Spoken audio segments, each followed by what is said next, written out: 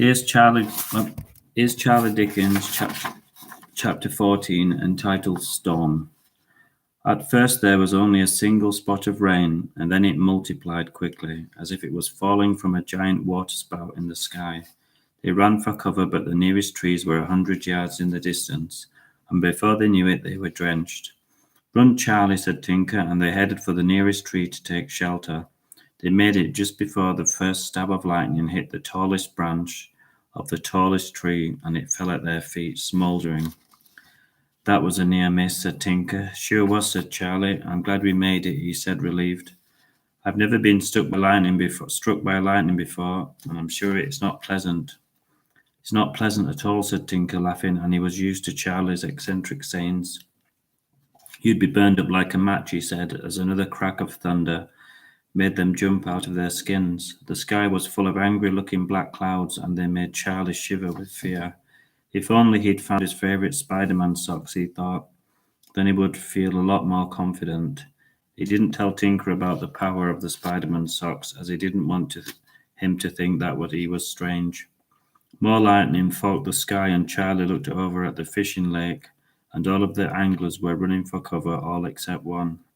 "Look," said Charlie in amazement, "he's still there." "Who?" said Tinker, confused. "Bob," said Tinker, feeling the shivers. Bob was sitting on the riverbank with his straw hat on as the rain bounced off it, and with his rod still in the rippling water, still as a stone at the bottom of the ocean. He appeared unconcerned by the storm raging around him. "Why doesn't he run from the rain?" said Charlie, confused. "Because he's weird," said Tinker. "Very weird," he reiterated. Bob's rod was bouncing madly in the water. "The only thing that he will be catching will be the cold," said Tinker, and at that moment Bob turned around, and he looked at them with wild intensity. The lightning had lit his face, and it looked like he was wearing an evil mask. "He gives me the creeps," said Tinker. "Me too," said Charlie. "He wouldn't have a chance if Spider-Man was here," Charlie blurted out, unaware of what he was saying. "Spider-Man," said Tinker. "What's he got to do with anything?"